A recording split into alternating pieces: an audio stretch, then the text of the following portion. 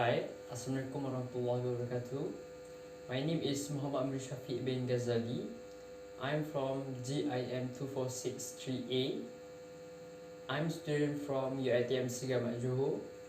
Today, me and my group will present about classification and filing system of Kementerian Perumahan Kajian Tempatan. I am Roshila Rika binti Ali Mories. Assalamualaikum. My name is Nurul Adiba Sabira binti Muhammad Bakaruddin and I'm from JIM 2463A. Hi, Assalamualaikum. My name is Hasna Dayanti Husmi and I'm from GIM 2463A.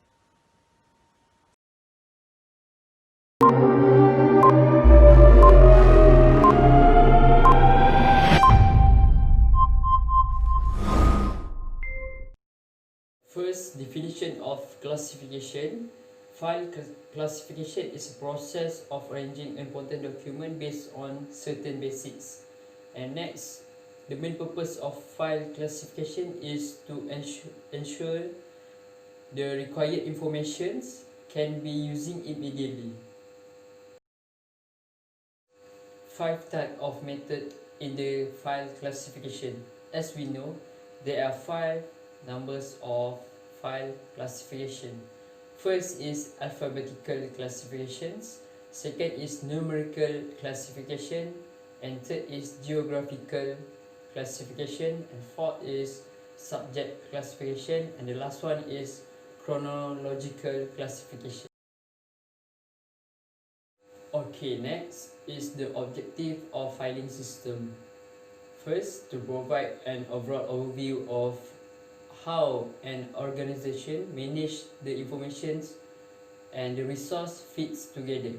Okay, next is to contain the mass of data in such of manner of similarity and dissimilarities of organizations, which mean that on how they can prepare the information to be readily apprehended. Okay, next is the importance of filing system. First, classifications provide a context of records that can separate value among records. Okay, next is classification also determines the storage and disposal of records. As we know, disposal of record is very important in records life cycle.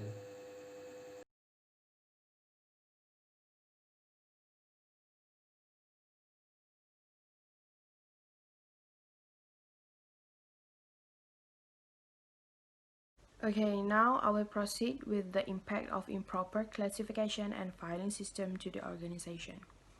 Okay, the first impact is data misplaced. So whenever the data is not classified well, it will be difficult for the other staff to use the documents and data, and this will waste the time for seeking the documents. And the second is financial statement. Every company and organization have to deal with the transactions of the business and business taxes. The next one is productivity. So the staff have to improve themselves, or else the improvement of quality from the staff performance will be decreasing. And the last one is poor decision making. It is to facilitate the decision making while having the discussion, and it will be hard for the top manager to making a decision while discuss with the other staff. Okay, now I will proceed with the current issues in classification and filing system. Okay, so the first current issues in classification is due to the uncontrollable documents and data that needs to be settled down. The organization are having lacking of storage to keep the records. And the second is retention and disposition schedule. The records retention and disposition schedule are clashed due to the staff who cannot manage the records in the right way from the beginning. So it must have the expertise from the staff to settle down the retention and disposition schedule. And the third one is difficulty in accessing the data. For example, the limitation of the data sharing. The data may not be compatible for the certain people to access them. And the last one is growth of new technologies. So we all know the technologies have grown like very fast right now, so we need to improve in managing the documents while using the technologies. For the KPKT background information, first is administrative history, which is there are four main phases of KPKT establishment. First, on 24th May 1964, is at the beginning of its establishment, the KPKT became known as the Ministry of Local Government and Housing from 1971 to 1978. The main function of the Ministry of Local Government and Housing were split into two, namely the function of housing under the Ministry of Housing and Urban Development and the functioning of the local government and federal territories. On 18 July 1979, local housing and government functions have been consolidated through the establishment of the Ministry of Housing and Local Government. And on 15 May 2013, the restructuring of several ministries after 13 general election, the KPKT was restructured and became known as the Ministry of Urban Well-being, Housing and Local Government. On 21 May 2018, after the 14th general election, PRU 14, the KPKT was restructured and became known as the Ministry of Housing and Local Government. For the vision, which is KPKT became an excellent organization in implementing and regulating sustainable and environmentally friendly housing towards high quality living. And the mission is to be a leading force in the development of a comprehensive and dynamic national housing program for the well-being of the communities. For the objectives is to ensure the development is perfect and orderly housing sector for the various sector of society. And the second is to ensure that the Ministry of Housing and Local Government has sufficient manpower and optimally used. For the organizational chart of KPKT, this is the organizational chart of KPKT, which is first for the menteri, timbalan menteri and ketua setiausaha and other than that. For the function and activities, there are 7 functions and activities of KPKT, which is first, providing an affordable house for the qualified people. Second is assist and guide local authorities in providing quality municipal services, socio-economic and recreational facilities to meet the needs of the local. Third is provide preventive services such as fire extinguisher and efficient and effective rescue for the protection of life and property safety. Fourth is provides policy and advisory services to the federal government of the states and federal agencies on planning and management of landscaping, parks and recreation areas. Fifth is provides policies and advisory services to the federal government, state government and PBT regarding the development and regulation of solid waste management and public cleanup services to be more integrated, efficient, effective, and cost effective. Sixth is implement programs and activities to enhance urban resilience and public participation in local government. And the last one is develop and regulates the activities of lenders, of mortgage lenders. Next is filing system sample of KPKT, iaitu FAST, housekeeping ataupun administrative file of Kementerian Perumahan dan Kerajaan Tempatan dalam bentuk hierarki. Yang pertama adalah 100 untuk pengurusan pentadbiran iaitu fungsinya. 100 adalah kod bagi pengurusan pentadbiran dan 100-1 ialah perhubungan awam iaitu dalam aspek aktiviti dalam KPKT. Dan 100-1/1 iaitu pelanggan untuk sub-aktiviti dalam sistem sampel KPKT ni. 100-1/1/2 iaitu aduan pelanggan iaitu dari segi transaksi atau file. Seterusnya 100-2 iaitu dari segi perundangan iaitu aktiviti dalam KPKT dan 100-2/1 iaitu khidmat nasihat iaitu dalam aspek sub-aktiviti. 100-2/1/1 iaitu publicity, promosi dan protokol iaitu transaksi file. Okey, seterusnya bagi kod 200 iaitu tanah, bangunan dan infrastruktur iaitu fungsi. 200-1 untuk perancangan perolehan tanah atau bangunan iaitu aktiviti dalam KPKT ni. 200-1/1 iaitu keselamatan bangunan atau tanah iaitu dari aspek sub-aktiviti. Dan 200-1/1/2 iaitu untuk jawatan kuasa perancangan perolehan tanah iaitu dari segi transaksi atau file. Untuk kod 200 ini dari segi tanah atau bangunan dan infrastruktur sahaja. Dan seterusnya untuk 200-2 iaitu perolehan, pelepasan dan tukar guna tanah iaitu aktiviti. 200-2/1 untuk penyelenggaraan di KPKT iaitu sub-aktiviti. Dan 200-2/1/1 ialah pengurusan dan permohonan tanah iaitu dari aspek transaksi atau file. Okey, seterusnya dari segi pengurusan kewangan iaitu kodnya adalah 400.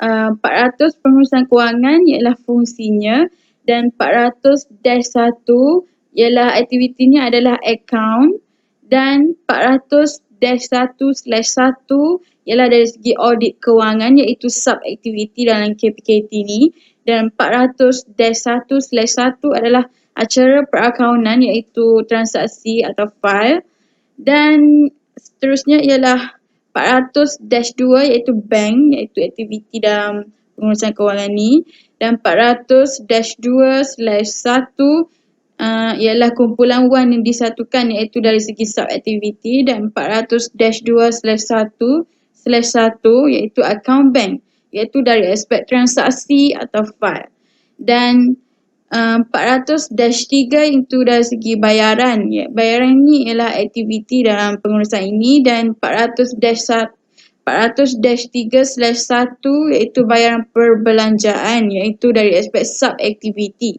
Dan yang terakhir ialah 400-3/1/1 ialah pertanyaan perbelanjaan iaitu dari segi transaksi ataupun file.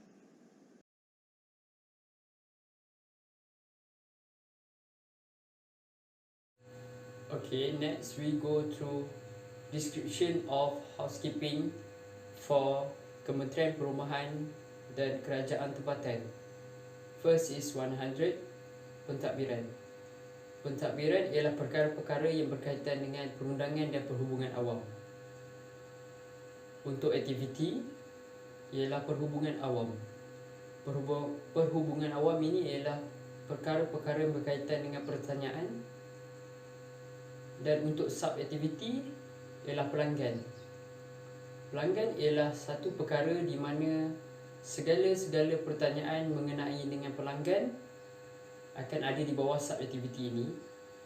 Dan seterusnya untuk transaksi ialah aduan pelanggan. Aduan pelanggan ialah apa-apa sahaja perkara yang berkaitan dengan aduan-aduan daripada pelanggan untuk diterima. Seterusnya ialah perundangan. Perundangan ialah sebuah aktiviti di mana ia mengisahkan tentang perkara-perkara yang berkaitan dengan penggubalan undang-undang. Untuk sub-aktiviti pula ialah khidmat nasihat. Khidmat nasihat ialah perkara-perkara yang berkaitan dengan khidmat nasihat daripada Kementerian Perumahan dan Kerajaan Tempatan kepada pelanggan. Seterusnya untuk transaksi ialah publicity, promosi dan protokol. Ini ialah perkara yang berkaitan dengan sidang akhbar, wawancara, temu bual dan lain-lain. Okay, next description is 200. 200 is tanah, bangunan dan infrastruktur. 200 ini ialah perkara-perkara yang berkaitan dengan pentadbiran urus aset dan tanah. Untuk aktiviti pula ialah perancangan perolehan tanah ataupun bangunan. Ini ialah perkara-perkara yang berkaitan dengan pelan strategik dalam pengurusan aset. Untuk sub-aktiviti pula ialah keselamatan bangunan, yang di mana ini ialah sebuah perkara-perkara yang berkaitan dengan urusan keselamatan bangunan ataupun tanah. Dan untuk transaksi pula ialah jawatankuasa pelantikan pegawai ataupun jawatankuasa perancangan perolehan, di mana semua perkara di bawah ini ialah mengenai tentang pelantikan jawatan untuk pegawai. Seterusnya, aktiviti seterusnya ialah perolehan, pelepasan dan tukar guna tanah. Ini ialah perkara-perkara berkaitan dengan penukaran sebarang tanah. Dan untuk sub-aktiviti pula ialah penyelenggaraan. Penyelenggaraan ialah perkara-perkara berkaitan dengan naik taraf bangunan dan pengubahsuaian bangunan. Dan untuk last sekali ialah transaksi, pengurusan fail dan permohonan tanah. Ini ialah perkara-perkara berkaitan dengan permohonan dan sebarang kelulusan mengenai tanah ataupun bangunan. Okay, for last description is 400, which is financial ataupun kewangan. Kewangan ialah perkara-perkara yang berkaitan dengan takbir urus kewangan dan segala akaun-akaun syarikat ataupun organisasi. Aktiviti pertama ialah akaun. Akaun ialah perkara berkaitan dengan urusan perwakilan kuasa dalam kewangan. Seterusnya untuk sub-aktiviti pula ialah audit kewangan. Audit kewangan ialah perkara yang berkaitan dengan urusan audit jabatan dan audit jabatan untuk jabatan akauntan negara. Dan seterusnya untuk transaksi ialah acara perakaunan. Acara perakaunan ini ialah satu perkara di mana ianya berkaitan dengan pengurusan akaun. Dan untuk aktiviti seterusnya ialah bank account.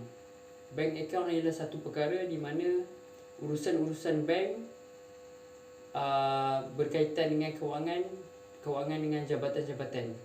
Seterusnya ialah kumpulan wang hasil disatukan, merupakan sub-aktiviti.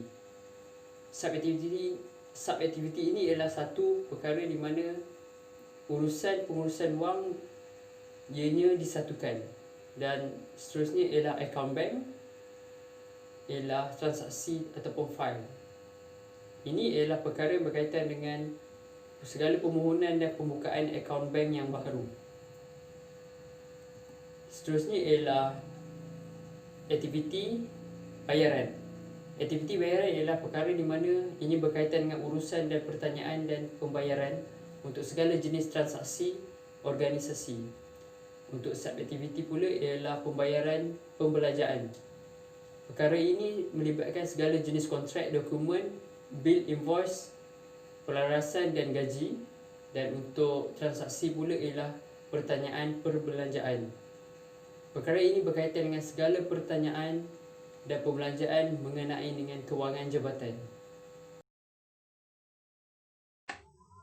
So this is the hierarchical for function or operational files. There are three codes of function here, which is 600, 700 and 800. For the 600 is latihan pusat pengajian. There are two activities, two sub-activities and two transaction or file below 600. And next is 700. It is for persidangan antarabangsa dan tempatan. There are two activities, two sub-activities, and two transaction or file below 700. And the last one is 800, which is for penyaluran maklumat terkini. Also, there are two activities, two sub-activities, and two transactional or file below 800. Okay, now I will proceed with the description of for functional or operational file of Kementerian Perumahan dan Kerajaan Tempatan. And the first function is code, and the code for the first function is 600, which is latihan pusat pengajian. And it is about melibatkan latihan kepada pegawai or kaki tangan pihak berkuasa tempatan. And the activity is urus setia lawatan pemantauan projek. And the description is about perkara yang melibatkan lawatan pemantauan projek di pusat pengajian IKPKT. And I will proceed with the sub-activity, which is penyediaan bajet pembangunan. It is about penyediaan bajet pembangunan yang akan dikeluarkan bagi pelaksanaan projek. And I will proceed with the transaction, which is pengurusan landscape. Perkara yang berkaitan menguruskan dan kepakaran menyelenggara landscape dengan lebih sistematik. And I will proceed with the second activity from the main function, which is sistem pemantauan projek. Sistem pemantauan projek adalah perkara yang berkaitan dengan sistem yang digunakan untuk aktiviti pemantauan projek seperti kursus secara online. And then the sub-activity for the main activity is perubahan dan urusan pindah peruntukan. Ia adalah perkara yang melibatkan perubahan sesuatu urusan di atas masalah ataupun sebarang alasan yang lainnya untuk memindahkan peruntukan yang digunakan. And then this transaction is perkhidmatan dan sumber manusia. It is perkara yang melibatkan penjawatan, cuti-cuti am dan juga cuti-cuti khas, dan juga menyediakan khidmat kaunseling dan sewaktu dengannya. Okay, so now the second functional file description and the code classification is 700, and the function is persidangan antarabangsa dan tempatan. Ia adalah perkara yang melibatkan dengan persidangan luar negara dan dalam negara. And we proceed with the mesyuarat pengurusan tertinggi, perkara yang melibatkan mesyuarat pengurusan tertinggi di antara pegawai-pegawai yang tertinggi yang dilantik. And the sub-activity for the main activity is minit mesyuarat utama KPKT.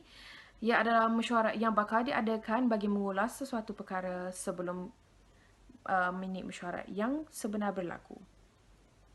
And then the transaction will be minit mesyuarat. Ia diadakan bagi membincangkan perkara yang berkaitan dalam dan luar negara. And then the second activity for the main function is mesyuarat pengurusan. It is melibatkan mesyuarat pengurusan antara para pegawai atasan dan juga penolong pegawai. And the sub-activity must be lawatan delegasi asing ke KPKT. It is perkara yang berkaitan dengan lawatan delegasi asing ke KPKT. And then the transaction must be lawatan dalam negara. Lawatan dalam negara adalah negara yang melibatkan lawatan dalam negara yang melibatkan pegawai-pegawai tertinggi sahaja. And then I will proceed with the second functional files description, which is code classification is 800, and the function is penyaluran maklumat terkini.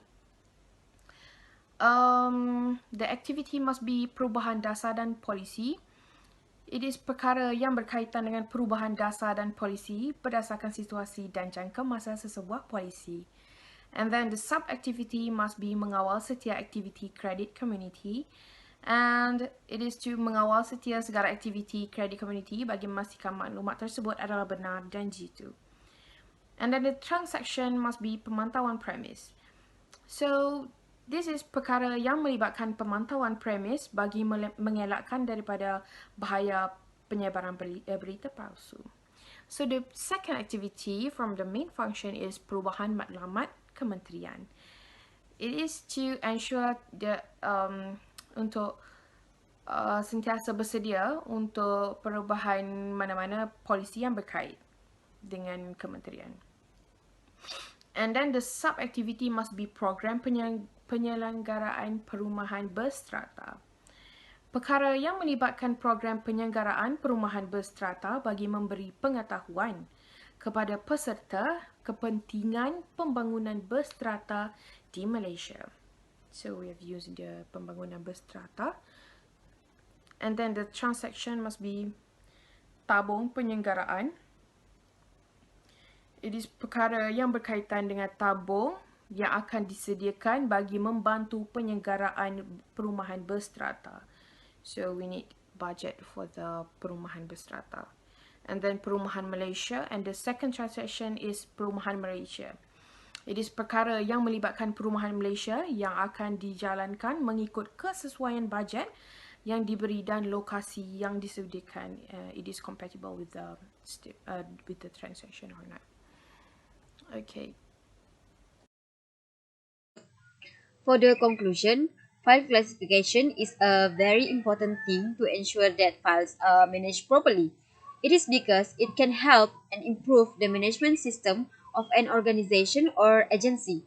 Without a good file management system and file classification, will make the agency or organization have problems with information overlays. Information retrieval will also be slow as there is no efficient staff in file management.